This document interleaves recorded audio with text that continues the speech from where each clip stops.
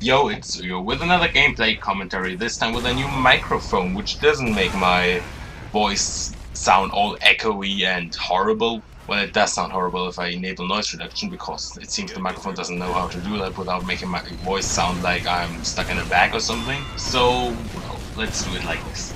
Anyways, in the background you're seeing a 4 vs 4 lobby from TF2 Center. If you want to get into competitive, this is the way to go. It won't go all the way, but you can play some lobbies there to learn the basics and then go play some mixes or perks. So if you want to get into competitive Team Fortress 2, go check out tf2center.com. It's a pretty cool site. Anyways, today I want to talk about 3 leagues and then new seasons, because it's gonna be a bit weird this time. So let's just jump right in. First, let's go to North America and how they kind of split up this scene. Let's give you a bit of backstory first, in case you didn't know. ESEA, the biggest TF2 league in North America, had a bit of problems with the customers. They added a Bitcoin mine in their client, which would, in the background, without the okay of the players, mine Bitcoins for ESEA.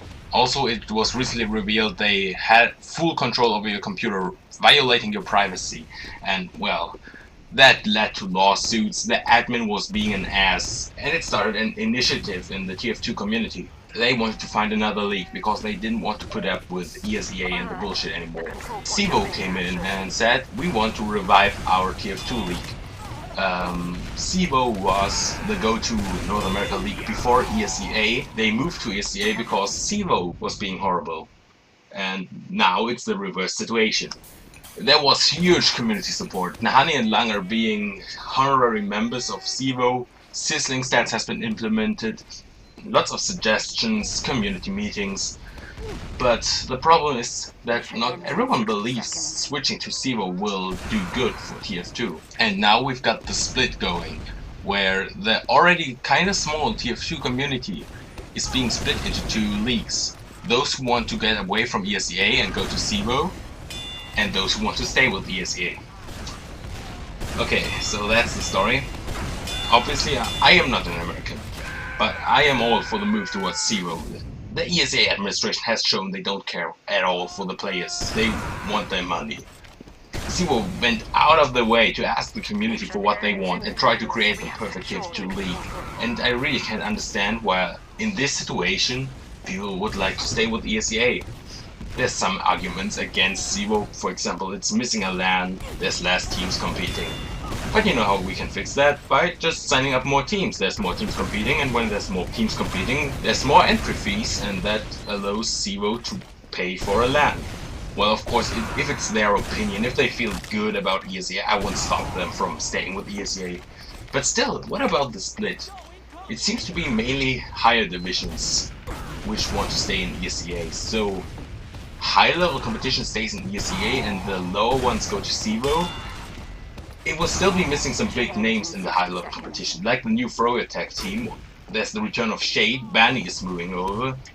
But the problem is that most other big names aren't moving over. For example, Classic Mixup, who were kind of the rivals of HRG / LG / whatever the name is, are staying with ESEA, and that means that matchup might not happen again in the league. Of course, in the past we've had these invitationals from Team Fortress TV sponsored by Sawi, where they would invite 8 big teams from a region and have them fight in a one-day cup. So if the big matchup doesn't happen in a league, maybe it will keep happening in these invitationals. So while it won't happen officially in a league, I think the community won't lose these big matches. Alright, that's North America and ESEA. What's going on with the European Team Fortress 2 League, ETF2L? Well, some people are saying European Team Fortress 2 is dead because the big super team Epsilon, who won 5 seasons in a row undefeated, have quit. And along with some other big names like TCM Gaming or Willy Wonka's Chocolate Factory, there's a bunch of teams missing now from Premiership. So people are saying the new teams cannot replace that, we will not have any high-level competition anymore in Europe. So, is European TF2 dead? In my opinion, it's not. In fact, it's more alive than ever. I told you about the Team Fortress TV Invitational before. It happened in Europe 2 weeks ago. It was amazing. And on the same day there was the Awesome Cup. a Highlander Cup, the best of sixes and the best of Highlander were fighting on the same day in one-day cups. There was a maximum of 7,000 concurrent viewers watching TF2 on Twitch that day. Wow! It was amazing. The new Premiership division showed impressive games. Epsilon games were kinda not exciting. It was quite clear they would win. And with new teams, you just don't know. There's so little between them. It was just incredible games. In case you didn't watch the tournaments, there's the playlists. Look, the left one is the Invitational, the Sixes, and the right one is the Horse Cup, the Highlander Cup. I'm really excited about this new season. Maybe some Europe TF2 can help with the split of an TF2. Finally, we've got UGC, which is kind of seen as the lower level league for both Europe and North America and other regions. And they've got a new league. They've got the new 4 versus 4 format, which I'm playing in the background. Actually, 4 vs 4 is not really new. It's been around for a while, but it was never really big.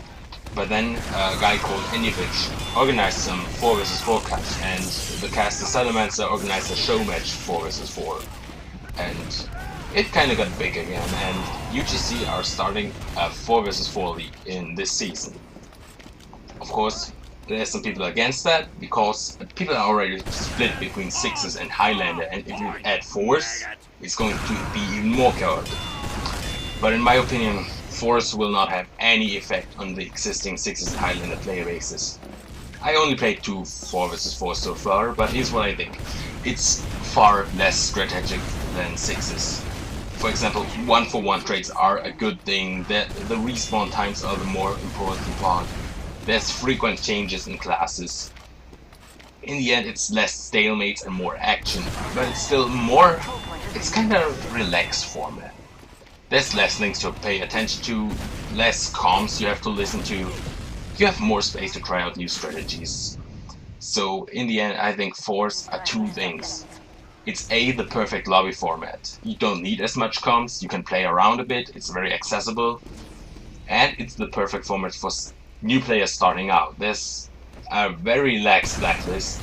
Any class can be useful. It's small teams, and it's maybe kind of a warm-up for Sixes and Highlander. If 4 vs 4 gets bigger, I can see it bringing new people into the community because it's so accessible. I don't think it will draw any people away from Highlander and Sixes. They like their strategic pushing more, and I can see it only having positive effects on the community. Alright, we're done.